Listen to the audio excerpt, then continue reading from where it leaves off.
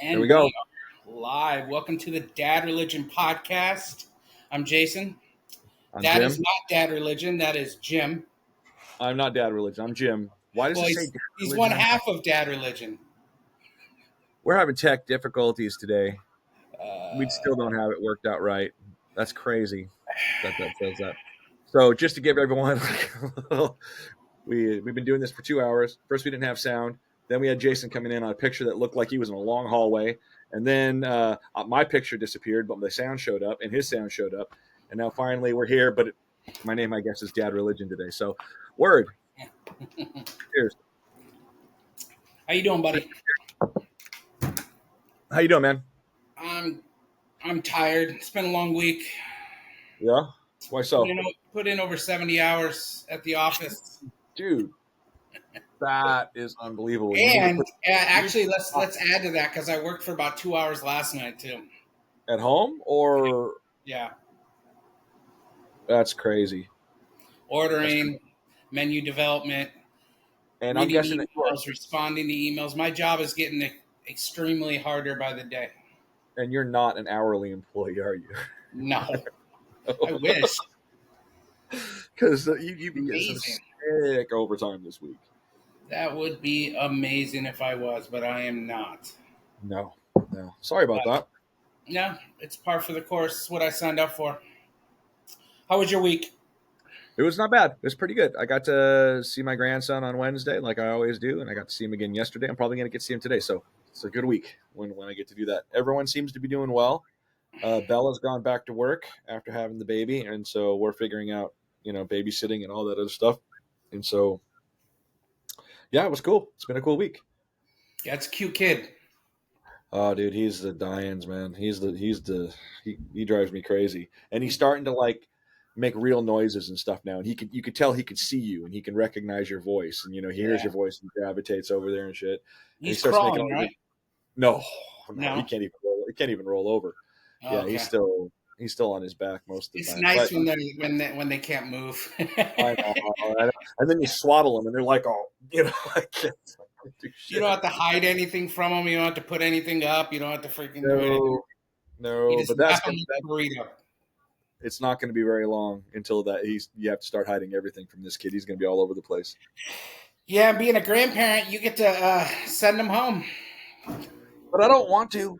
It's a weird thing, I can, but I don't even mind changing diapers. The kid is just great. He's cool. And what's missing, I don't know if I told you this before, but what's missing is the exhaustion. I'm not tired like I was when I had a baby, and the anxiety. I'm not like every sniffles doesn't, cross my mind that they've got the plague or some shit like that, Yeah. Like that's what Bella is going Hold on through. real quick. I want to turn this air conditioner off. Hold on.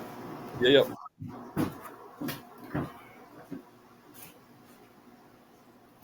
We might edit this out if we can. I realized how loud it was as I'm sitting here. I didn't know if you could hear it, but it was loud. Well, that's cool. So what you rocking today? What you got in your hoodie? It looks like Detroit Lions. Yeah. Lions, and I got a nice thrice shirt underneath. Cool. I'm rocking. I got the new Rockstars version of Loki, God of Stories. It's really cool. No idea what that is, but New Rockstars is a YouTube channel. They just do like breakdowns and stuff of like Star Wars or Marvel kind of shit. And yeah, so I saw you to something last night. We did. We went to a Star Wars burlesque show called The Empire Strips Back, and it was pretty fucking weird. It was awesome. I can't even tell you because it was burlesque, which is real sexy. Brown chicken, brown cow. I bet last night finding the Schneider household. dude, the best part was when Jabba the Hutt came out and was Biggie, and it was like fucking rolling off some fucking Biggie shit. It was dope. It was fun. But that's cool. That's cool. So what do we? I'm gonna say that I hate the Dodgers. First of all, I know. I'm sorry. I am sorry. I knew that this podcast was going to be difficult. Well, it's the first. About 9 o'clock yesterday, I was like, "What are we going to talk about?" That's going to be rough. I'm not too worried. We actually played pretty good the first 2 games. It's just giving up really good. Those go ahead home runs. Those at the end that do it to us. They like fall apart in the 7th inning. I'll tell you what was on display is that the Dodgers have the deeper bench kind of thing. Because like with the starting players, your pitching matches up with us. Even your bullpen. I mean, and your fielding is probably better. But we've got these dudes, like, and it wasn't even like the big guns, except for Freddie. Freddie had the big gun. He brought out the big guns, but Otani didn't. It was the B players that were going long ball mainly. You But got those deep pockets.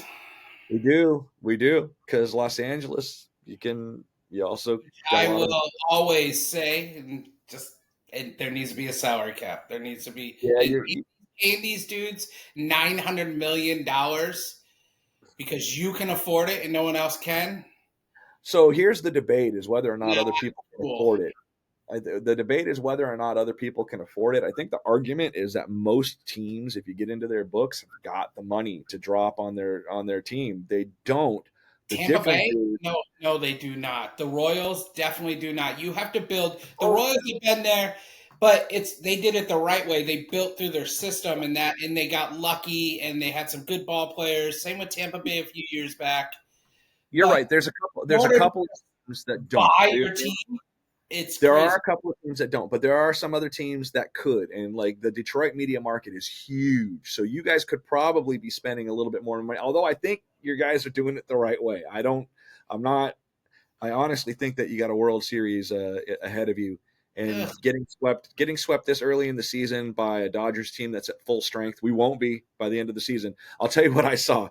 They did the ring ceremony, and I was watching the ring ceremony, and oh, there's one Tommy John surgery. Oh, there's another Tommy John surgery. He'll come back in 26. There's another Tommy John surgery. He'll come back in 26. They're like, have him on a fucking assembly line to go and get these Tommy John surgeries. But every time you get one, that's a year and a half at least that you're out. Otani is probably not going to pitch until around the All-Star break. That's what I would guess, because it doesn't look like it. They're just. He's not. I thought he was supposed to pitch this year. I thought that was his He thing. is supposed to pitch. He's throwing off a mound. He's doing all this stuff, but I think that the Dodgers in particular, but most teams are doing this. They're looking at their players through the prism of an insurance company. Like, you know what I'm saying? Like, you've got this much money invested in this player. He's had a Tommy John surgery. You're going to take every single second to get him back properly and not rush him back out, because you've already lost a year and a half off of his value for that particular skill. You don't want to lose any more. So I'm starting to think, when I watch the way that like our team will start off the season like this, right? And then we end up getting into the World Series and we have no starting pitchers. And we won the World Series against the Yankees, but we had momentum at the time. We did not have the starting arsenal that should have won that World Series. We had a great bullpen. That's what got it for us. But think about that, dude. Like only one of the starting 6 pitchers that we had made it through the season last year. But we had 6 starting pitchers. Yeah. No, I know. Yeah. I just think the playing field is so far from even in Major League Baseball right now Right that it's now, not funny. The I agree. Yankees, I mean, the Pirates can't compete We'll see. unless they just can't. They can't, and it's basically it's not a fair field. It's No, not it's a not. fair playing It's field. out of balance. Buy your players. What did you added? How many players? Who you added? Oh boy, who pitched night 2 or was it night 1? Who pitched on No, first? Not night 1. Well, for you, it was your third game. you talk about the home opener against Detroit, right? That was Snell. Yeah, you just signed him, right? Mm-hmm. Yeah, 2 Cy Yeah, Youngs. yeah. I mean, come on, dude. It's not You're right. fair. I don't care what you say. What part of Granted, it? What part of granted, it? if it was my team, Yeah. I'd be saying I would probably be saying it's not fair, but I wouldn't be mad about it. So Yeah, and that's exactly what I'm saying. I don't think that it's even. I think that something's got to be done, some kind of tinkering. I'm not exactly sure. I think that the Dodgers found a way within the rules to exploit the system, and they have, And here's the thing, who really started the exploitation? It would be Mookie was the first one who said, "Hey, why don't you defer some of my contracts so we could bring in some more people?" And then Otani saw that and said, "Hey, you could defer my whole fucking contract. I'm making $45 million a year just in endorsements." Like the dude has a $750 million pension. Is no basically one what he's got. to make that much money to play a kids game. Probably not. But at the same time, you should get what you can for your services. If that's what they're 100%. paying, then that's what you should That's why ask. they need to put a cap. Probably, yeah, You yeah, get what probably. you can, but you get the top of the cap. But it ain't nine Uh, hundred million dollars, $1 billion to play hit uh, a baseball where dude, you you fail know that 7 out of 10 times. You're an all star. You know what I mean? the Dodgers also got really, really lucky. Or not lucky. They did a lot of work in cultivating a relationship with the Japanese people and the athletes from Japan. And they started doing that in 1996. So all of those kids, Sasaki, Yoshinobu, Otani, those were all kids that were wearing Dodger caps when they were in grade school and in junior high school watching Hideo Nomo, pitch for the Dodgers. Because when you're on the West Coast, that's a 7 o'clock game on the West Coast is like a 9 o'clock game in Japan, 9 in the morning. So they're eating their breakfast, watching these guys play, and that's what they grew up, with, and that's going on still right now. It's all We've fine still and dandy. You can have every Japanese player. We just I'll got, take them. Dude, they're so dope. I'll take every one of them, man. They are badass, and they won the classic last year, the World Classic. we need to be able to. Every team needs a fair chance at signing someone somewhere. If they don't want to sign there, that's fine. But they at least deserve the chance. I mean, no one can compete except for maybe the Yankees and possibly Boston Right. with with the Dodgers when it comes to payroll. Yeah. No, And that's we do probably have they need to spend more money, but we do have the number one farm system in Major League Baseball. But we part of gotta the get reason. gotta get a hitter who is a known hitter, Yeah, someone who's gonna come in and give us 32 home runs, bat 280, and hit in at least 105 RBIs. You know what I mean? and We have need something like that. yeah. You're right. You're right. It's Yeah. it's it's it's it's crazy, but it was fun. I hadn't watched baseball. I watched every game because of you. Thank you.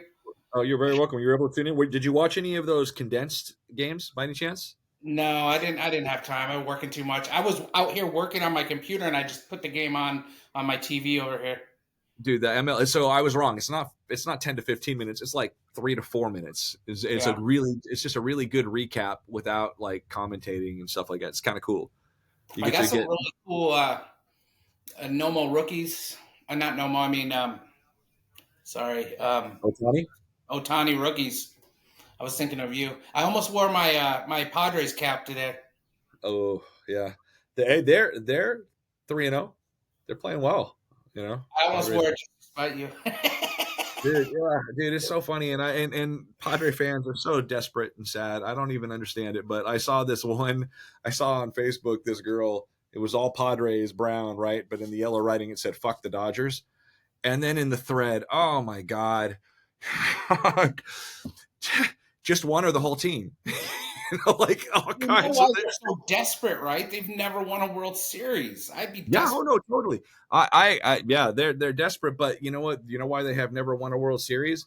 Because the organization has convinced the fans that they can get a second prize of hating the Dodgers and just rooting against them, and therefore never have to worry about winning the show themselves. And so they almost never like look what they did. Like Jason last year, they had a World Series competitive team. The only team that beat them was the team that won the World Series. And for those of us fans that were watching, we did not think we were going to be getting out of that series come game 4. A lot of us didn't. Like we were getting handled in that series. So what do they do the next year? Do they build on that or anything? No, they lose all these dudes and they don't replace anybody, Like that's just nuts to me. I know they're in court. The owners are in court. It's hard. Who wants to make an investment when you don't know who's going to be holding the checkbook the next year, that kind of thing. But come on, the fans in San Diego deserve better than that because they're loyal. But the problem is they become a little bit psychologically skewed to the sport, where the hatred of a different team almost balances the cheering that you have for your own, or the rooting for your own. Doesn't make any sense. I don't think the baseball gods are ever going to reward that. I really don't. I think that you need to, if you're not starting the season with the objective of winning the World Series and not a second prize of, well, at least we'll spoil the Dodgers, that's not baseball. That's not what your fans deserve. At least I don't think. I know how they feel about I mean, I feel the same way about Ohio State. Like, Yeah, I got you. I got you on that. You got a guy on Ohio State on your team. You had a home run off of us, I think. Torkelson? I think Torkelson's from Ohio State. I don't think so. Torkelson, he's been playing good. He was our number one pick in, was it 2019? He's the one who hit the bomb in game one, He right? hasn't performed. He was the number one pick overall, I believe. Yeah. Well, maybe this is his To year, change man. You know, his he's like, I'm not changing anything, and people were mad. But that first game, he went 1 for 1 with 3 walks. Freaking, he's seeing the ball good. and he He's hit a home run off of Snell. Yeah, he's got some power. He could be that guy to hit the 30 some odd home runs. Yeah. If he plays up to what's expected of him. This is bothering me. He's homegrown talent. What's bothering you? The space between this one and that one. This is kind of, I'm looking at it. I'm like, there's so much gap up there between the two, and then there's a little gap over there, and that's bothering me. Anyway, sorry. All good. Anyways, what are we talking about today besides baseball? Okay. So I thought that we would talk a little bit about religion today, since it's in the title, and give us a Oh, way to I talk got about our Jesus back parents. here too. What do you got? I got Jesus. Oh, that's awesome. He does have a leather Is that jacket. Jesus? He's smoking a cigarette, but he's back there. Nice. Ah, 1980, 2010. What is that? that was a 30-year tour. They did 3 Is shows. it about religion? I see it now. They did 3 shows at in San Diego at the House of Blues. I was at all 3 of them. You ever gone to church with your crossbuster on? I would never do that. No. No. But I have it It'd be hard. tattooed on my leg. I have it tattooed on my wrist. The So people at church wouldn't understand, and I that's just the reason. don't want to offend anyone. I'm not going to go into someone's house and offend them like that. You know what I mean? That's a good policy. It's to me, it's a band that I love, Yeah. and I'm not going to shy away from, even if I do go to church, which I haven't gone to church in a while. The crossbuster isn't like satanic or anything like that. It's just No. It's not against God. It's against organized religion. Is how they started. They're also 17-year-old kids, 16-year-old kids, and they're just like, yes, we're going to stick it to the man. This is the greatest symbol ever. Punk. Yeah, right. Be outlandish and yada yada yada. It's not against a higher power per se. It's just against the evils of organized religion. Not all organized religion obviously is evil, but there is a lot of evil in it, and that is what their stance was. Yeah, I think you and I both come from sort of a similar religious background because you were raised Catholic, working class Catholic, right? Yes. Irish Catholic. So I was raised Mexican Catholic, working class Catholic. The only difference is that I have one foot in the evangelical world and one foot in the Catholic world because my dad, their family's evangelical, my mom's family is Catholic, and so depending on who had custody that weekend, that's where I was sitting in the pew, basically. But I was invested in both, altar boy on the one hand, Bible camp on the other. Like they were both devout, let us say, both forms. So, but let's talk about your parents. Like how did religion get brought in? I mean, now you're one of 7, is that right? Yes. Okay, and you're what, 4th or 5th or 6th? You're 6th. Okay, so church and everything was already well in progress when you came around. So you just were going to church with everybody else that had been doing that for the longest time. But your parents, like, what was their like religious background? Just good Irish Catholics, Yes. like that. My parents were good Irish Catholics, but holy days. If you missed church, it was a sin. Straight up Catholic. I went to all of us went to a Catholic school at one point, except for my little brother. My older brother and sisters, except for Autumn, went to St. Powers High School, which is a Catholic high school. I I've went to actually, St. Roberts till I was in like fourth grade. My sister went there too, and then I don't think my brother ever went there because they pulled us out to go to public school because it just got too expensive to go to Catholic school. You know, you got 7 kids. I mean, I could be getting a little bit wrong here, but yeah, I went to Catholic school. Had to go to church on Wednesdays. yeah. Had a uniform. Couldn't wear jeans except for on jean day. Was your uniform brown corduroy pants? Yes. Yeah. Um, I don't know White if it was collar brown or shirt. black, but it was Blue. definitely corduroy. And then we had to pay to wear jeans on jean day. I think we had to pay a quarter or something like that. Nuns, priests. I was an Yeah. altar boy for a little while. Were you? I Yeah. was For how long? maybe a year, not that So long. how did they recruit you? Because in California, they recruited us with, "Hey, you should be an altar boy. We go to Disneyland once every year." I'm like, "What? Oh, we did that?" I don't remember the specifics. I didn't do it for that long because I got transferred to public school. Oh, you did it while you were in school. Yes. Hey, when you transferred to public school, did you? What grade were you in? First of all, I want to say I was in fourth or fifth.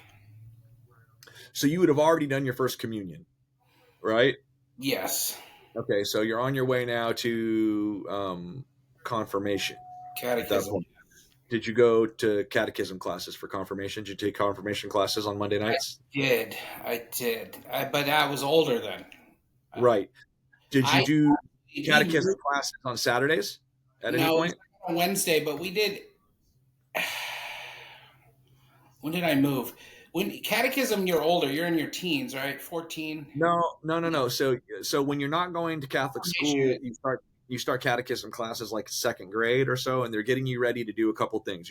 You're getting prepared to make your sacraments. First one is sacrament of confession, and I think we did that sometime around third or fourth grade. I can't remember. And then the next one is communion, and we did that. Those both at the time were done in grade school. I know they're done earlier, but for both of those, I had to give up my Saturday morning cartoons to go and sit in those classes, which was torture. And then for us, those of us that were not ever in Catholic school, right around the time that you didn't care anymore about Saturday morning cartoons, they switched the day on you, and now on Monday nights, because who wants to watch Monday Night Football, right? Monday nights, you're going to fucking catechism classes, and you're sitting in there, and then no one had fucking smartphones or anything like that, so we didn't know. Get home and the game is over. It sucked, fucking horrible. So, and my mom would always be like, "Oh well, these are the sacrifices that we make, Jimmy. This is what you do for God, that kind of thing." For some reason, and your picture was kind of getting a little wonky there. You froze up a few times Were on you able my. to still hear me? You're good now, but you froze up there for a little bit. I remember confirmation when I moved to Arizona. Okay, yeah, because that would have been eighth grade. Confirmation should have been eighth grade. Okay, so yes, it would have been eighth Yeah. grade Who was your confirmation. who was your confirmation name? Do you remember Um, what saint you chose? God, I forget. It's Oh, like Thomas, I think, or something like that. I can't. nice. Dude, Thomas is who I should have chose. I chose Peter because he's the dude with the sword, and I thought he was like, all rough and tumble and shit. And so Yeah, that's what in I eighth chose grade. Thomas because that's my Thomas dad's is the middle name. doubter. What was that? It was my dad's middle name. That's cool. That's cool. So So Thomas is the doubter, right? He's the one, in the book of John, how, when Jesus comes back after the resurrection, he goes and he meets all of the apostles, and they're all there except for Thomas. Thomas is the only one who's not there.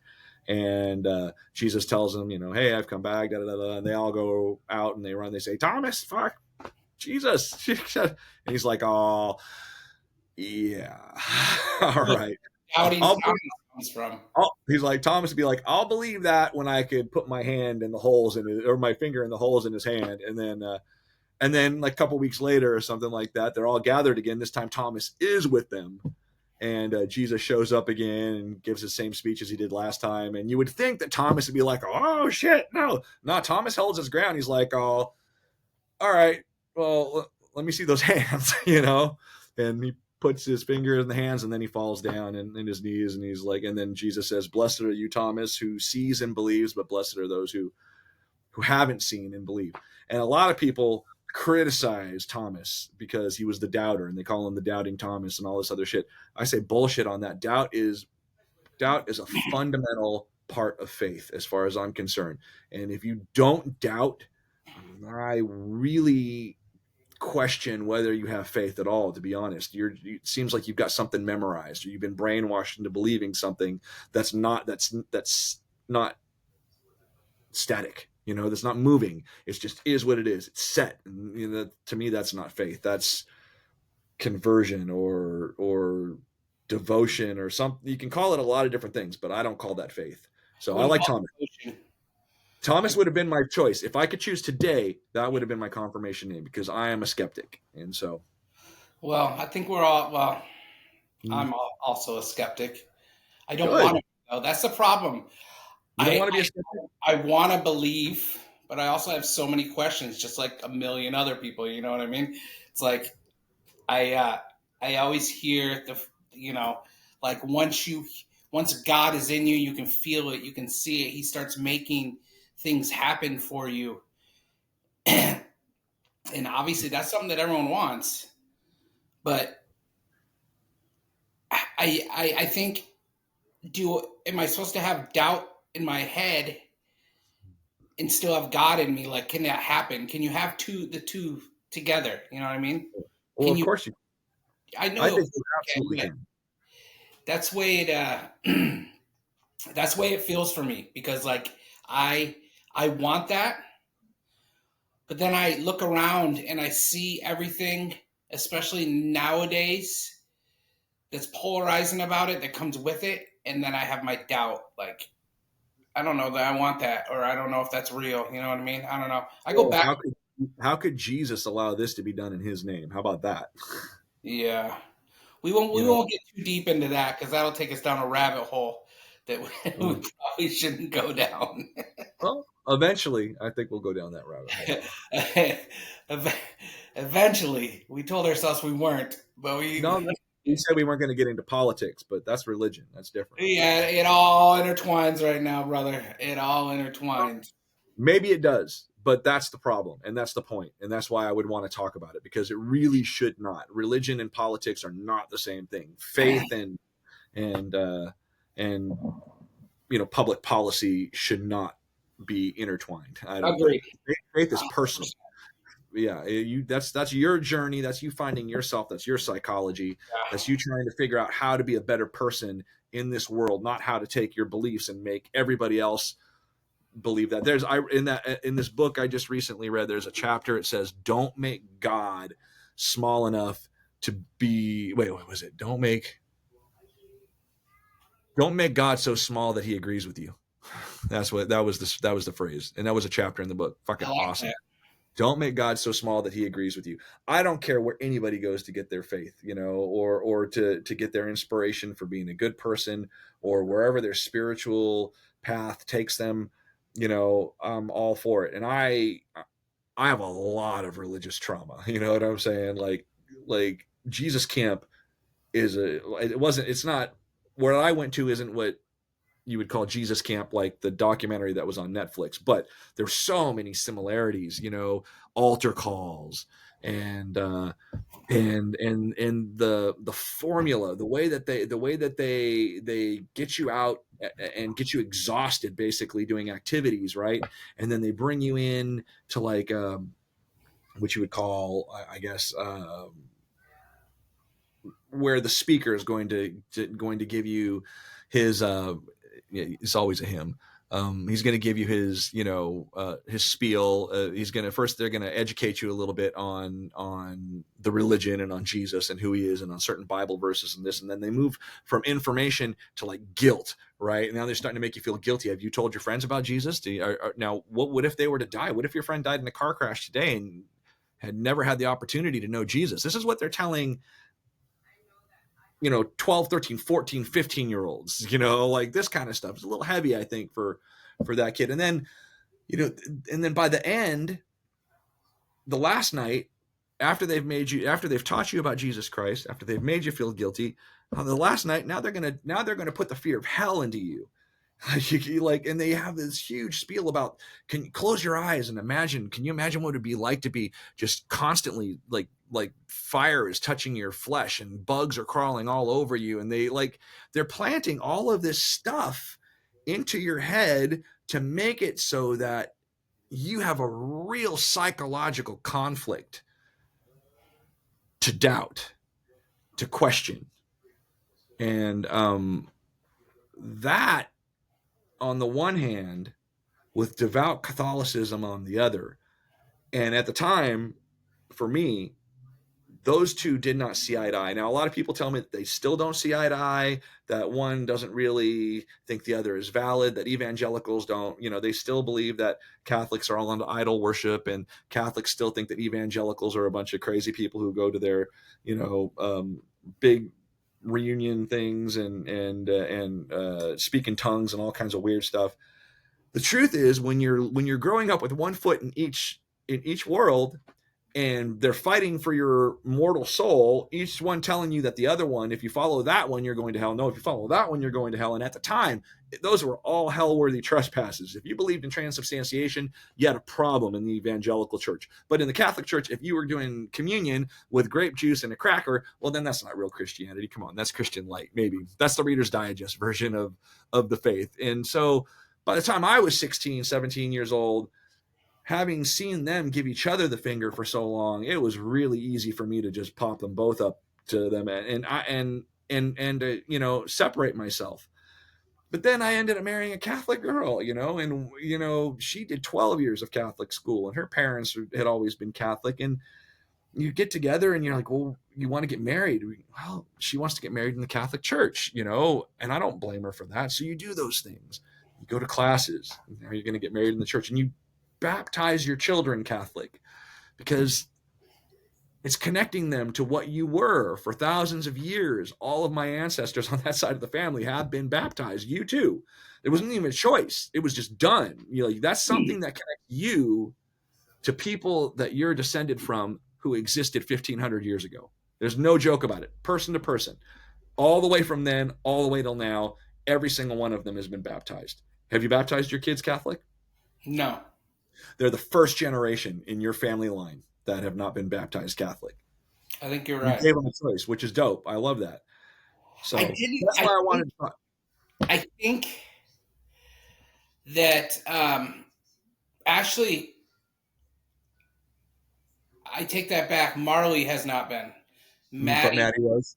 So there's been points in my life, like I stopped going to church for 5 years, and then I start going again, and I delve deep into it. I start doing men's groups or whatever, and I start helping, tear down and doing stuff outside of church to help church. And then I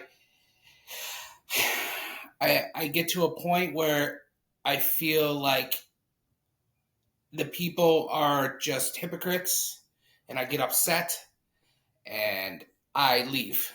And I don't go back for another few years, and I get it in my head, and I just want to go again. And I start going again. And I always start off slow when I get back into church. I'm always in the back, you know what I mean? I'm just trying to get it for me, I don't know if I'm trying to make myself feel better or what, because I know that I personally feel that I need some sort of faith in my life. And I'm still searching for that faith. And I feel I find it, like, I loved the Rock Church in San Diego. I loved Miles McPherson. I know I don't agree with everything that the church. Here's another thing. Like, I've been told if I don't agree with everything the Bible says, and I'm really not getting it by not by any pastor, but by people I know. Mm-hmm. And to me, I don't have to agree with everything. I just have to be a good person, help whoever I can, like stuff like gay marriage or LGBTQ rights or anything like that. I don't have to agree with you on that, because I have my own. Letting another person who loves another person marry that person and be happy, it shouldn't it's just being a decent human. Like, why would I ever go against any of that? You know what I mean? But there's other things in the Bible or in church that make me, to where, help thy neighbor, do this, do that. You know what I mean? It makes me feel good. Some of the sermons that I've gone to, I've been going through a certain part of my life, and it speaks to me. I don't know how it is. It's like every time I go in there, it's like, oh my God. It's like talking about what I'm going through right now. And in my head, that's like, how can this happen every single time I come back here, to where it's this something that particularly matches me. Hmm. And then I get upset about the people that are there, which I shouldn't. I just get No, annoyed at that's the flip side. the That's way the people flip side, Jason. act, and I walk away. And then I don't go back. And like, I'm actually at the point now where I'm looking for an actual church. Are you? Yeah. I am. I'm looking because I gotta find something that suits me. I can't be in a church that's just. Even though I love The Rock, because I love Miles. I love the way he preaches. I love what he says. Again, I don't agree with everything he says, but I just like the way he does it. I can't be in a huge mega church, but I also don't want to be in this tiny church where everyone's going to know who I am. I'm going to walk in and be like, oh, that's a new guy. Yeah. That's the new guy in the And they back. gravitate around you. They like swarm you. I need to be able to be in a place where I can be me. I can worship. I could pray. I could do what I need to do, and I can get out and then slowly institute myself into it, not be thrown into it. And if I want to start helping or doing whatever, I do that. If I don't have to. If I Yeah. want to tithe, I can tithe. If I don't want to tithe, I don't have to hear about it that I didn't tithe, because everyone knows you. You know what I mean? Yep. Yep. And I, yeah, that's what I need. It's hard to find. It's hard to find a So few churches out here, and I mean, yeah. bad by any means. I just haven't felt comfortable enough to make it my home church. So So, this is going to surprise you a little bit, but I'm sort of in the same boat as you. I'm actually looking for a place, and probably going to find it. I already have kind of an idea of where it might be, but the problem is the second part that you're talking about. It's really small. So I went there. The place is called Mission Gathering Church. It's here in La Mesa. And the only reason why I went there was because there was a kerfuffle about it on the social media neighborhood social media page that I moderate, and they were hosting a I think it was Inclusive Sunday or Affirmation Sunday, so for in June. So it was like a Pride Sunday basically, and broadcasting that they don't just accept gay people and or LGBTQ people, that they affirm it, right? And the episode, or not the episode, the sermon on that particular weekend was to go through each of the six what are called batter verses in the Bible. Those are the six verses that people say could somewhat have something to do with homosexuality. And the truth is, if you listen to Dan McClellan and the other Bible scholars, and I mean scholars of the Bible who study the Bible and the artifacts around it, as opposed to people who just study the words that are in the Bible to memorize them and then project them out and tweak them to mean whatever they want them to mean. I went to that church and he went through the batter verses, and everybody there was very cool. But yeah, everyone there will know your first name. It's a small church, which is kind of scary because the affirming churches, they're a really, really small cross section of where Christianity is right now, dude. This whole Christian nationalist thing has really invaded the Christian culture, and it's not just. And this is kind of why I wanted to talk about this today. It's not just Protestants.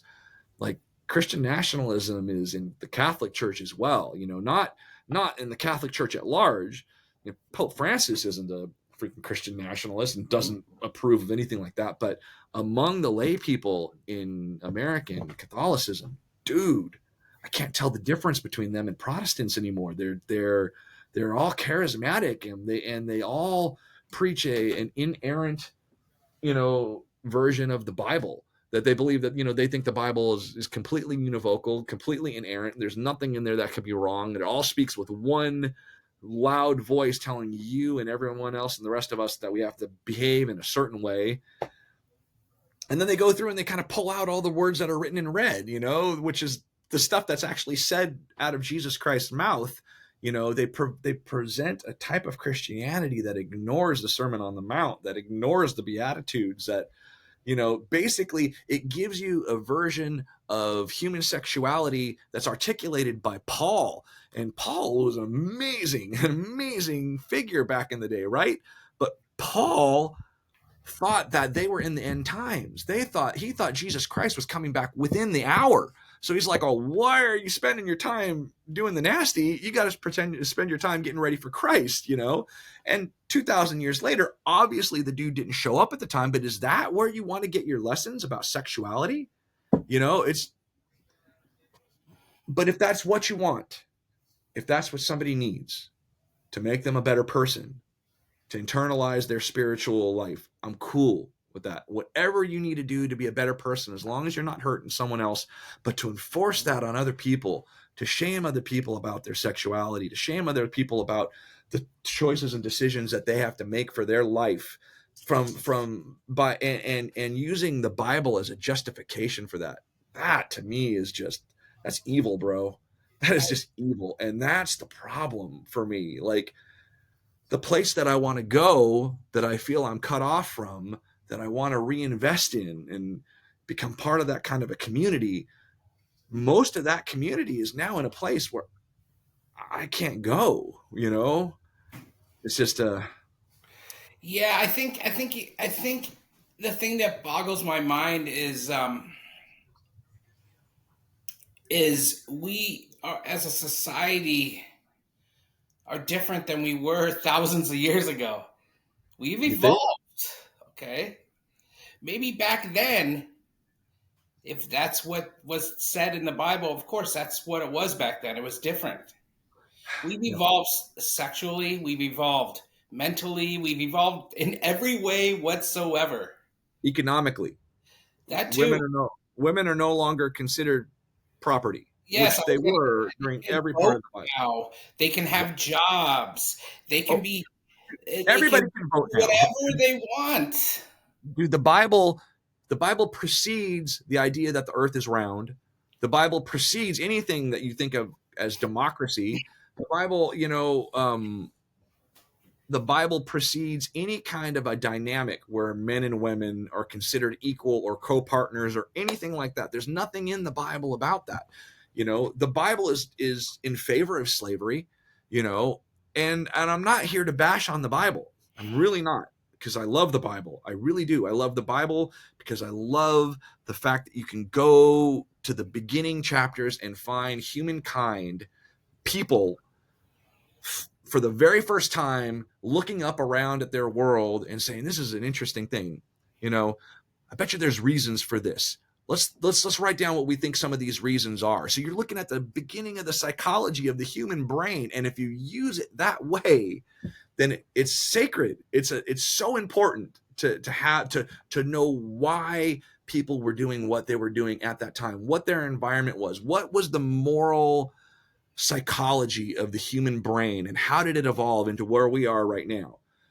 That to me, that's the value of the Bible. And when you try and march out and tell me that it's a rule book or it's a book of laws that we all have to follow based on your pastor's interpretation of 2,000-year-old opinions that were not written by him and not written to him and not written to anybody in the world that he lived in, because that world was 2,000 years ago.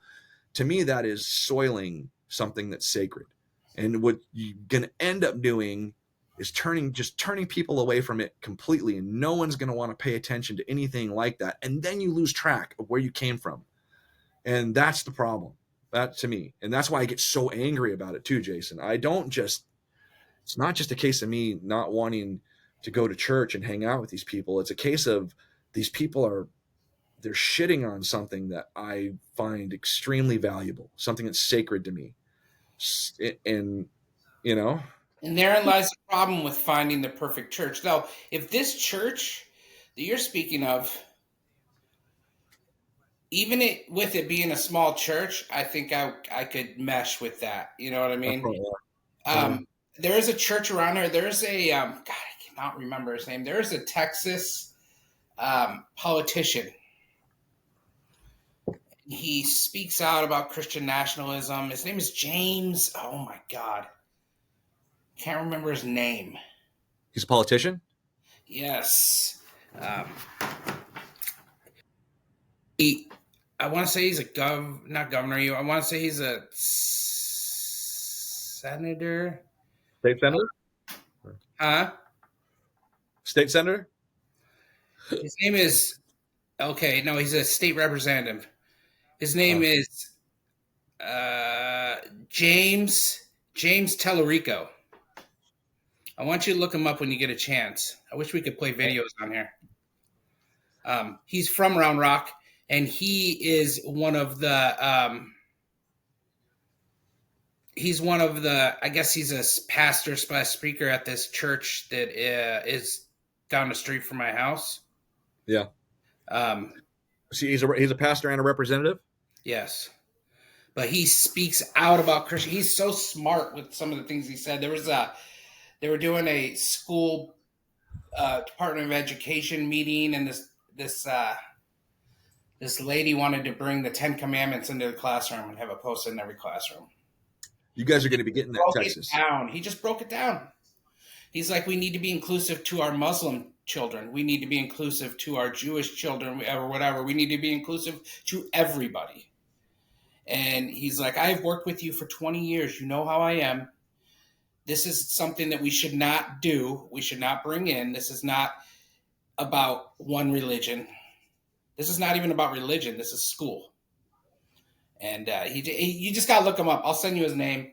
You can look Cool. him up. I appreciate that. He's got some pretty cool videos, but he's got a church. He goes to a church around the corner here. I was thinking about checking it out. It looks a little old school though. I don't know if it might be Catholic. I'm not sure. It looks, those old schools churches that have the smell to them. Oh, I know the smell. Those Stained of glass. us that have been altar boys who have been in the back room, we know the smell. Yeah. I when I went to my brother's service for his passing when I was in Detroit, I walked in and you could just smell, the smoke. You just smell it. I'm like, holy crap!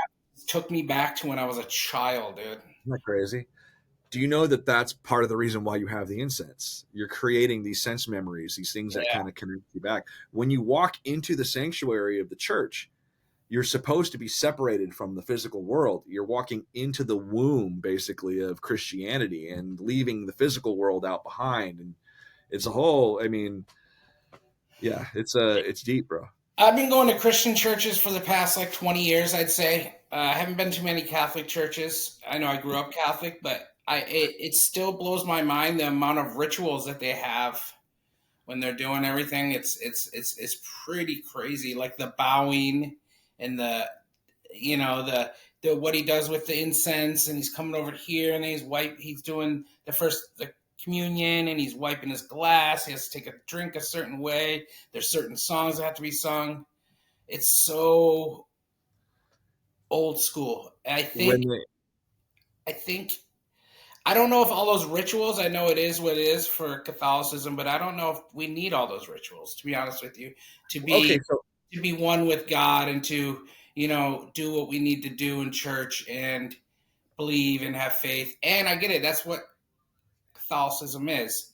But that's also why I didn't go back to a Catholic church, because I don't get engaged at Catholic church. For some reason I I I I I just can't get engaged. I just can't.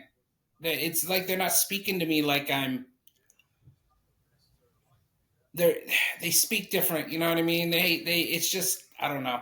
There's something about Catholic Church, and sorry, mom, um, but it's just something about it that just doesn't hit me. I guess. yeah, so it's great. I'm gonna go a little Joseph Campbell on you right now. So a ritual is the enactment of a myth.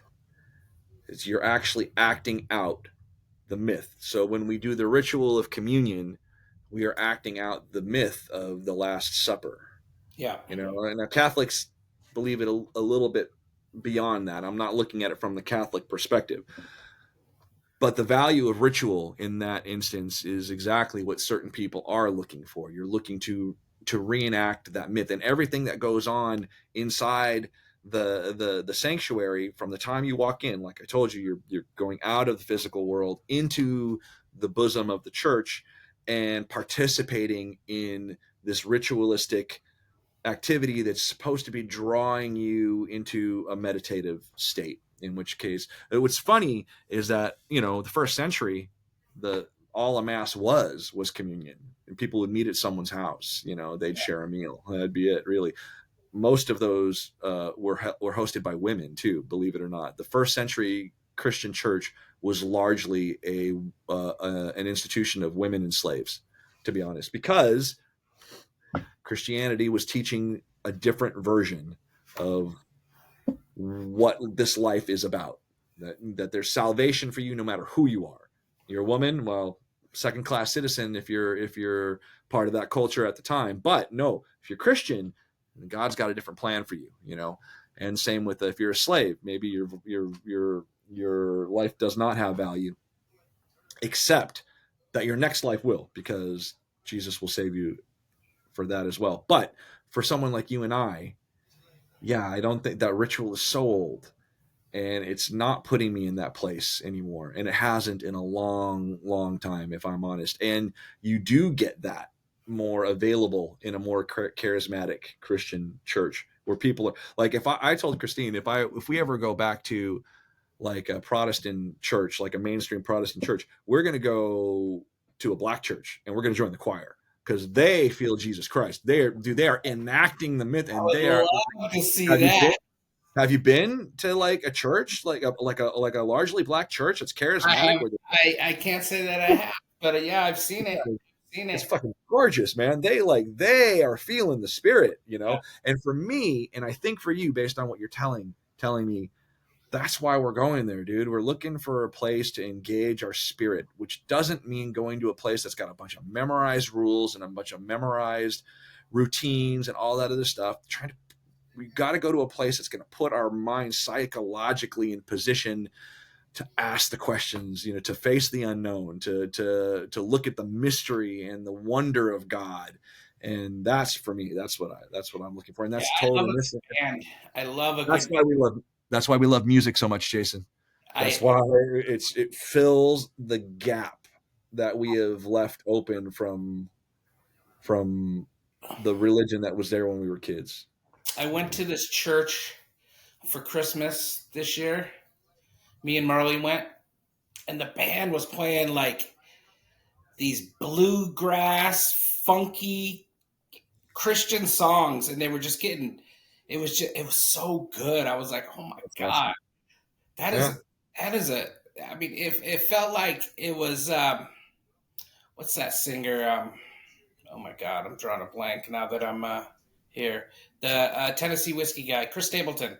Oh yeah, yeah, yeah. Like some Chris Stapleton riffs because I love Chris Stapleton. He's Oh yeah, so I dig it.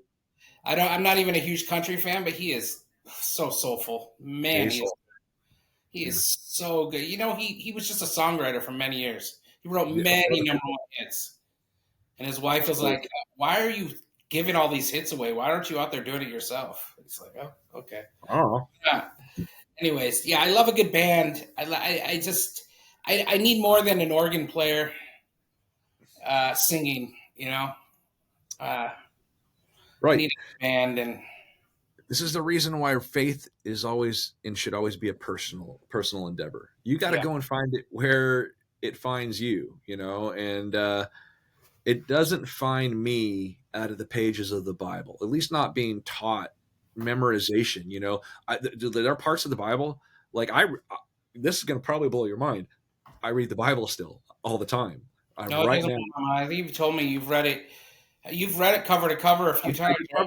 I did cover to cover twice when I was young. First, I did it when I was in the evangelical church. I read the Ryrie Study Bible version of the King James, which King James is rough. That's like reading Shakespeare.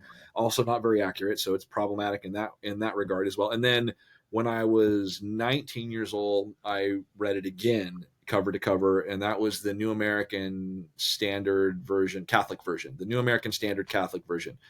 And both times I could tell you that I probably understood and registered maybe 5% of what I was reading. And both times I wondered in my heart of hearts how anybody can get out of the book of Genesis and still think that this is a moral storytelling.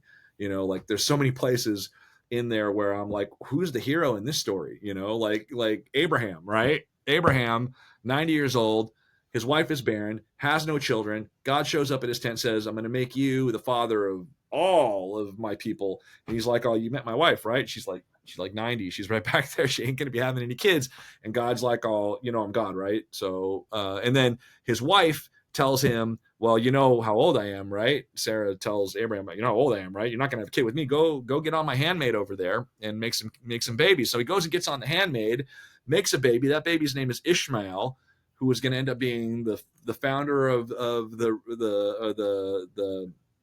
ancestor to the Muslim faith, right? And then God comes back and he's like, oh, didn't I tell you that I was going to make your wife have a baby? Guess what? She's pregnant right now. He's like, oh, what? And she's like, oh shit, I got a baby. And so now Sarah, who was so magnanimous before, is like, oh, hey, this handmaid of mine, this bitch, she's going to want your shit. So you got to get her the fuck out of here. Right. So they expel her and her baby. They exile them, which is death, in that culture. And they only survive because God protects them. And so then now he's got his son, Isaac, whom he loves. Isaac is his beloved. This is the most important thing in his whole world. And God shows back up again and says, yeah, that kid that I gave you, we're going to need to sacrifice that kid. If you love me and you believe in me, you're going to have to go ahead and sacrifice that kid. And what does Abraham do? He packs up Isaac. They go up into the mountains. He's about to sacrifice his son. He's got the knife right above him. He's about to bring it down. And the angel of God says, whoa, psych. Just kidding. We were just testing you. You don't need to kill your. So who's the hero in that story? Is it Sarah, who first gives away her handmaid and then sends her out to exile? Is it Abraham, who was going to kill his own son to prove devotion to God? Is it Isaac, who was going to just sit there and be a victim? Is it God, who is going to take his most devout follower and test him by making him, think he's going to kill his own kid? There's no hero in that story, Jason. Every single character is a villain. Now, there's lessons to be learned for sure, but everyone in that story is an asshole. Fuck all of them. If God comes to tell me to kill one of my kids, I'll tell him to suck a fart out of my asshole. You're not God. Fuck you. Send me to hell. No, seriously, send me to hell, you piece of shit. But that's not what God would do. That's a story. And that's a story from a certain people to another certain people to make a certain point. And that point of view is not relevant here in the 21st century. If you see somebody across the street holding the knife above their kid, you're not going to be like, well, maybe God told them, I don't want to get involved in that. No, CPS, police, there's a dude holding a knife over a kid. Go and shoot that motherfucker right now. And he's like, oh, but God told me, fuck you, fuck God. Bam, you're dead. That's the way, that's morality in the 21st century. I'm sorry. But now, let me give you the good part. You can go into the book of John, and at the very, very end, when Jesus is in the Garden of Gethsemane, he's praying and asking God, please don't make me do this. Don't make me go and do this thing that you're going to make me do, right? And God's like, I'm sorry, boy, but this is the way we got to do it, right? And what does Jesus do when the guards come to arrest him? Does he beg for his life? Does he try and fight him? No, Peter tries to fight him, pulls out his sword, and Jesus is like, oh, put that ear back on, dude. Put your sword away. This is not what we're about. In the book of John, Jesus dances. He dances his way to the grave. When you're dancing on the way to your own death, a sacrifice that you were willfully making for other people, dude, you're the victor. You're the winner. There is no other way. That is one of the most beautiful things that has ever been written in the annals of any kind of literature in human history. Jesus danced on his way to the grave because he loves us and he loved what he was doing for us. That is what's in the Bible that you can take from today and have that fortify your life in a way that the story of Abraham is never going to do. And please don't incorporate that into your life. My God. But if you want to read the book of John, I recommend the King James Version, because when you're reading poetry, you should try and read the most poetic version of it. And when it's the way it's articulated in the King James is beautiful. So there you go. That was my next question. Is there? I can't read. I can read, but I don't have time to read. So I always Yeah, you can download the audiobook version of the Bible. that I can listen to through my speakers. Yeah, I listen to the King James Version. You can just go. I mean, for me, it's in Apple Music. I'm sure you can find it in Spotify. Just find the version that you want. You could take it book by book. You don't have to listen to the whole Bible. You can just, download the book of John from the King James and listen to John. And John's great. You know why John's great? Because of all of the Gospels, it's the one you can't take seriously. It's so mystical and there's so many miracles and it's obviously so metaphorical and it's all reference and poetry, but it's honest about the fact that it's just poetry. And this is, even though people are going to tell you that that's Jesus telling you that he's God and all this other stuff, it's all metaphor for me. But it's so beautiful that it moves me to this day. And I probably have read the book of John, a couple dozen times. I'm gonna have to check it out. Yeah, we're gonna bounce right now. My lovely teenager to orchestra practice. Hey, read Matthew as well. Matthew's also good. Matthew's where you're going to find the Beatitudes. Matthew's where you're going to find the Sermon on the Mount. Matthew's good. I mean, it's not as good as John, but I think I'm going to start listening to the Bible. I can never get through it. I used to listen to it before I go to bed. It would put me to sleep, but I can never. It's a good thing to go to sleep on. You meditate on some good shit. Never get through it. One, because of how it's written. It's like I'm not understand. I've had to rewind the Bible about 1,000 times. It's like, what did that mean? And I gotta listen to it again. And then sometimes I still don't understand it, Use Dan McClellan to help you out, bro. He'll put you into the. He'll put you so many big words too. It's not even funny. Yeah, okay. Bring a dictionary with you, but still, he puts you in the place. He puts you in the setting. I love that because you get to what's really valuable about that shit. Here's the other thing. We should probably call it now because you got to take your kid. But the book that brought this up in my head and made me want the two books. The first one was the one that we both read together, Star Spangled Jesus. Yeah, I think it's called. I can't remember the author. I'm so sorry, but she was amazing. That was a great book. But this next book, the one that I just finished, it's called How to Not Suck at Being a Christian by Jeremy Steele. Yeah, I was looking it up. I don't know why I can't get it. I don't know. You're gonna have to get a different app that you can listen to that on, because that's something I want to talk about in the future, because that I think is where we got to come from, Jason, because I think based on this conversation that you and I just had, we're both still Christians, right?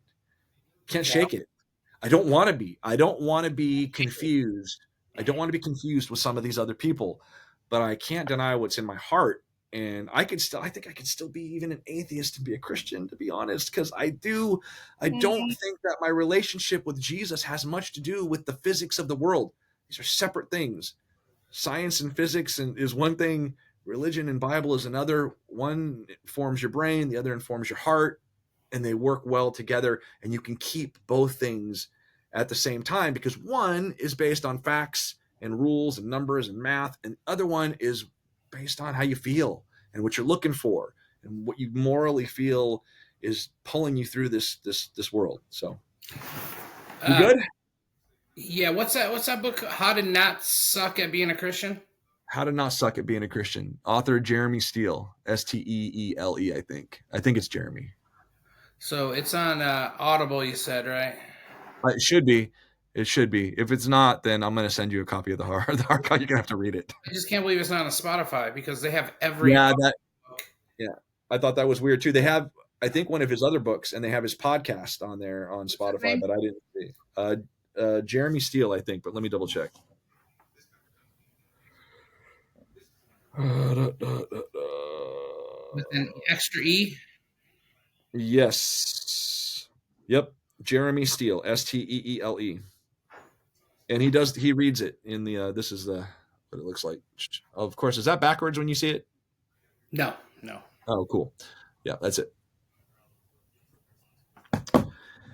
Dude, I've been actually like, so I'm friends with your sister Lisa on Facebook, and she gets some real characters that come in on her page, like real religious holy roller Yeah, types.